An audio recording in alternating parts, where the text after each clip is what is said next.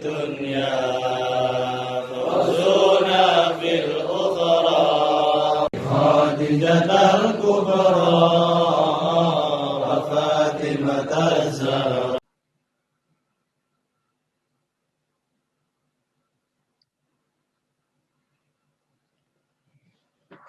Assalamualaikum warahmatullahi wabarakatuh. Selamat pagi semuanya. Selamat belajar lagi. Kita ketemu lagi pada hari ini setelah melaksanakan PTS kemarin. Setelah kita melaksanakan PTS kemarin, ada banyak hal yang ingin Bapak sampaikan pada pertemuan kali ini. Seperti itu. Menyangkut nilai, banyak dari kelas 8 ini banyak yang mendapatkan nilai di bawah rata-rata atau di bawah KKM. Itu memang harus diakui bahwa itu menyedihkan, tapi jangan putus asa. Sebenarnya PAI ini adalah menjadikan kalian itu tujuannya itu adalah untuk membuat kalian itu sebagai orang yang baik dan orang yang bermanfaat. Buat apa nilai 100 atau 90 jika kalian tidak menerapkan nilai-nilai dari agama Islam itu sendiri? Lebih baik kalian itu memiliki atau mendapatkan nilai 50 atau 60, tapi perbuatan kalian itu mencerminkan sebagaimana yang diajarkan oleh agama Islam. Misalkan ada seorang yang membutuhkan bantuan di tengah jalan, kalian menolong, itulah tujuan dari PAI. Tujuan dari belajar agama Islam, yaitu menolong orang itu. Buat apa kalian belajar nilainya nanti 100, tetapi ketika ada orang yang meminta bantuan kalian, tapi tidak kalian bantu. Terus apa gunanya nilai 100, apa gunanya nilai 90 tapi tidak melaksanakan sholat? Indonesia ini kekurangan orang yang jujur, bukan kekurangan orang yang pintar. Berapa banyaknya petinggi-petinggi yang ada di negara kita yang mereka itu pintar-pintar sekali, tapi melaksanakan korupsi, tapi melakukan korupsi. Berapa banyaknya? Itu adalah bukti bahwa penerapan dari agama ini kurang. Jadi yang paling penting dalam belajar PAI adalah penerapan. Di mana agama Islam mengajarkan saling tolong-menolong, maka kita harus melaksanakan tolong-menolong tersebut. Ketika kita belajar pada pertemuan pertama mengenai beriman kepada Rasulullah, maka sifat-sifat Rasulullah kita harus tiru dan kita aplikasikan dalam kehidupan sehari-hari. Jadi untuk yang nilainya mungkin nanti ketika dibagikan itu kok masih di bawah KKM, jangan berkecil hati, tetap belajar dan tetap mengamalkan apa yang sudah kalian dapat dari belajar agama ini. Terus belajar dan jangan sampai patah semangat. Oke, kita langsung saja menginjak pada pertemuan selanjutnya, yaitu pertemuan ke-9 setelah pertemuan ke-8 kemarin membahas tentang puasa wajib. Nah, kali ini kita akan membahas tentang puasa sunnah. Nah,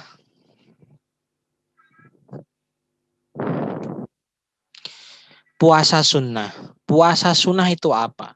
Puasa yang dianjurkan untuk dilaksanakan dan tidak mendapatkan dosa ketika ditinggalkan. Puasa sunnah adalah puasa atau puasa sendiri adalah yang kemarin kita bahas adalah menahan sesuatu yang membatalkan puasa. Baik itu makan, minum, atau sebagainya. Pokoknya yang membatalkan puasa dari mulai fajar sodik hingga terbenamnya matahari dengan syarat dan rukun yang telah ditentukan oleh agama. Itu adalah puasa. Nah, ketika ada embel-embelnya sunnah, puasa sunnah adalah puasa definisi yang tadi itu ketika ditambahi sunnah yaitu puasa yang dianjurkan untuk dilaksanakan. Jadi puasa ini ketika tidak dilaksanakan itu tidak mendapat dosa, tapi ketika dilaksanakan, maka itu akan mendapatkan pahala. Itulah puasa sunnah. Contohnya seperti apa? Yang pertama contohnya yaitu puasa Senin Kamis. Puasa Senin Kamis ini yang sering dilakukan oleh Rasulullah Shallallahu Alaihi Wasallam. Nah, terus puasa Rajab. Puasa Rajab itu yang kemarin, bulan kemarin itu kita laksanakan pada tanggal 1 sampai 10. Kalau yang nggak kuat ya puasa 1. Nah, puasa Rajab ini sudah kita lalui. Nah, apa sih perbedaan puasa sunnah dengan puasa wajib? Yang pertama itu niat. Niat, ya kalau puasa wajib itu wajib niat di malam hari. Nah, malam harinya itu kapan? Nah, itu menjadi pertanyaan yang menarik. Malam harinya adalah ketika selesai berbuka atau terbenamnya matahari sampai munculnya fajar sodik. Itu adalah waktu untuk niat. Nah, perlu diingat niat itu bukan kok dilafatkan dengan lisan, tapi niat itu di dalam hati yang diucapkan. Nah, pengucapannya atau pelafalannya itu adalah sunnah. Jadi ketika kalian niat itu harus hati itu berkata seperti ini kalau diucapkan. Nawaitu saumagodin an adai fardhi syahri Ramadana, kalau puasa Ramadan lillahi ta'ala. Itu hati yang harusnya wajib untuk berniat seperti itu. Nah, ketika dilafatkan dengan lisan, maka itu adalah sunnah.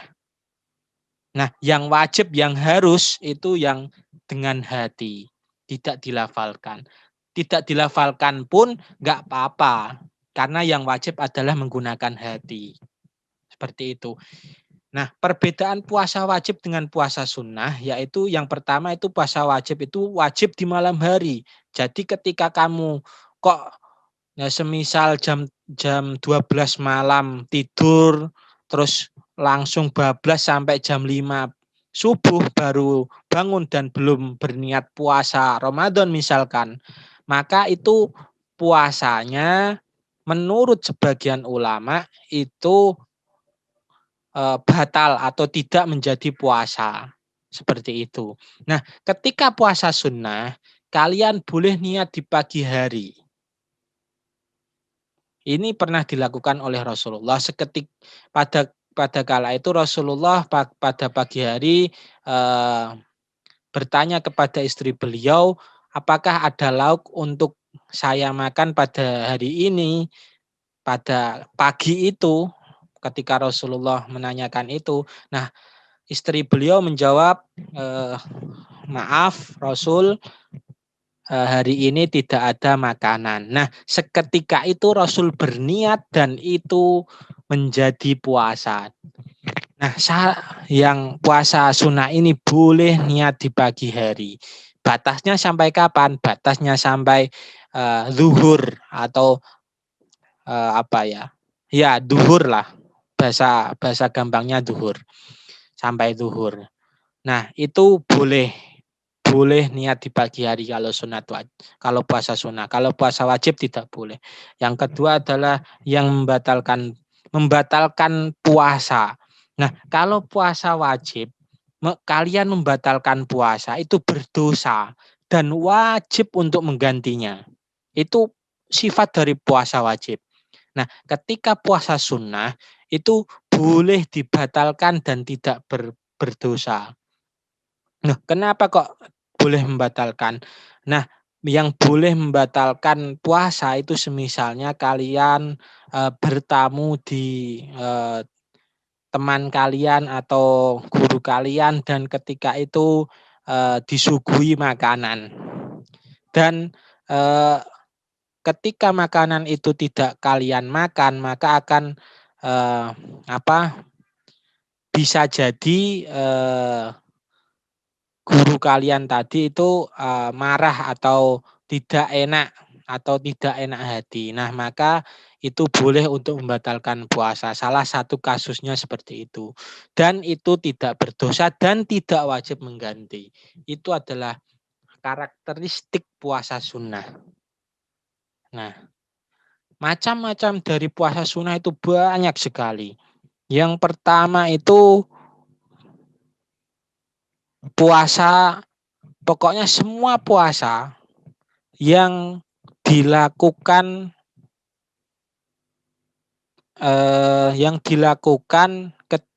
pada hari yang tidak dilarang dan tidak dimakruhkan itu asal mulanya adalah puasa sunnah.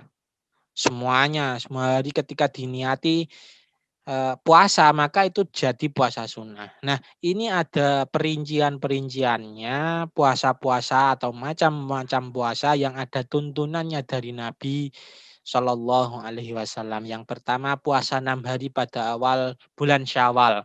Ingat bulan Syawal itu ada yang dilarang puasa yaitu tanggal 1 ketika Idul Fitri tanggal satunya itu dilarang. Nah, setelah itu tanggal 2 sampai tanggal 7 Syawal maka itu adalah puasa yang disunahkan. Kemudian ada puasa 10 atau 9 hari ini bukan 10 hari. Kalau 10 Dzulhijjah itu malah haram berpuasa. Yang benar ini khusus tanggal 9 Dzulhijjah disebut dengan puasa Arafah. Yang ketiga puasa Muharram khusus tanggal 10 disebut puasa Asyura. Yang kemudian bulan Sya'ban, puasa bulan Sya'ban. Kemudian pada bulan-bulan mulia seperti Dzulhijjah, Rajab dan juga Muharram. Yang selanjutnya adalah puasa Senin Kamis. Yang ketujuh adalah puasa Ayyamul Bid. Ayyamul Bid itu adalah puasa di setiap pertengahan bulan Hijriah. Bukan bulan Januari, Februari, tapi bulan Muharram, Sofar, nah bulan-bulan Dzulhijjah, Rajab. Nah, itu ketika tanggal 13, 14, dan 15-nya itu disunahkan puasa. Itu disebut puasa Ayyamul Bid. Dan yang ke-8 adalah puasa Daud atau puasanya Nabi Daud, yaitu puasanya Nabi Daud dan cara puasanya adalah 1 hari puasa, sehari tidak puasa. Ketika hari ini kalian puasa, maka besok tidak puasa, lusanya kalian puasa lagi. Itu adalah puasanya Nabi Daud. Seperti itu. Nah, kita lanjut ke hikmah puasa. Yang pertama adalah melatih kedisiplinan. Bagaimana ketika niat itu harus dilaksanakan. Ada ketentuan-ketentuan yang harus ditaati ketika melaksanakan puasa. Seperti tidak boleh makan, tidak boleh minum, tidak boleh melakukan hal-hal yang membatalkan puasa. Itu adalah sejatinya melatih kedisiplinan kalian. Yang kedua adalah sehat secara jasmani. Dengan mengosongkan perut, dengan sering-sering mengosongkan perut, maka itu adalah melatih atau menyehatkan lambung. Dan banyak menurut ilmuwan-ilmuwan itu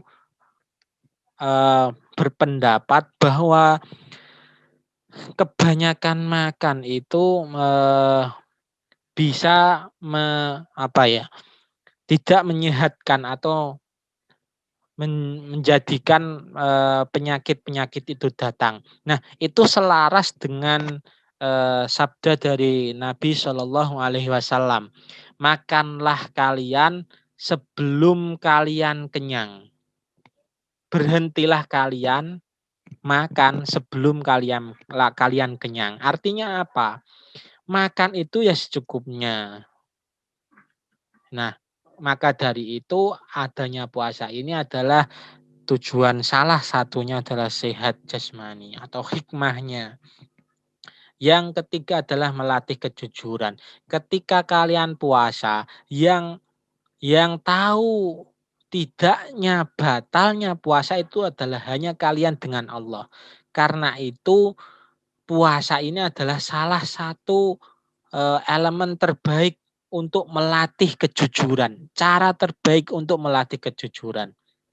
Orang tua kalian pun tidak tahu kalau kalian misalnya siang-siang pada saat bulan Ramadan di kamar meminum eh, minuman yang ada di dapur misalnya. Pun tidak tahu, yang tahu hanya kalian dan Allah Subhanahu wa taala. Nah, ketika sedang puasa dan kalian melakukan kejujuran atau tidak melakukan perbuatan-perbuatan yang membatalkan puasa seperti makan dan minum, itu adalah melatih kejujuran kalian. Seperti itu. Yang keempat adalah melatih keikhlasan. Karena puasa ini tentu harus dilaksanakan secara ikhlas. Dasar dari semua ibadah atau semua ibadah itu harus dilandasi dengan keikhlasan. Ketika ibadah itu tidak dilakukan dengan ikhlas, maka ibadah itu akan sia-sia. Maka ikhlas ini adalah lillahi ta'ala. Kalian beribadah itu semata-mata untuk mencari ridho Allah Subhanahu wa ta'ala. Itu adalah hikmah puasa, ada 4 itulah. Nah,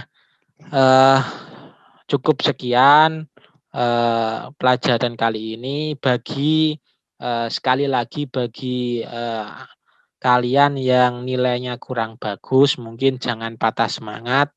Karena nilai itu dalam agama Islam bukan segalanya. Yang penting adalah penerapannya. Ketika kalian diajarkan untuk menolong sesama, maka kalian harus menolong. Buat apa nilai 100 kalau tidak mau tolong menolong? Nah, itu yang harus kalian genggam sampai nanti ketika kalian tua. Belajar agama itu ya bukan kok nilai 80 atau 90 yang kalian dapat. Tapi nilai atau kalian harus mendapatkan kalau itu tentang kejujuran ya kalian harus jujur. Kalau itu adalah sebuah ibadah yang harus dilakukan, maka itu harus kamu lakukan. Itulah PAI. Bukan kok semata-mata mendapatkan 90, 100, tapi perilakunya 0, tidak mau tolong menolong, tidak mau membantu orang tua, tidak sopan dengan guru, itu sama dengan mendapatkan nilai 0. Oke, terima kasih. Seperti biasa nanti mengisi Google Form yang telah disediakan. Terima kasih. Wassalamualaikum warahmatullahi wabarakatuh.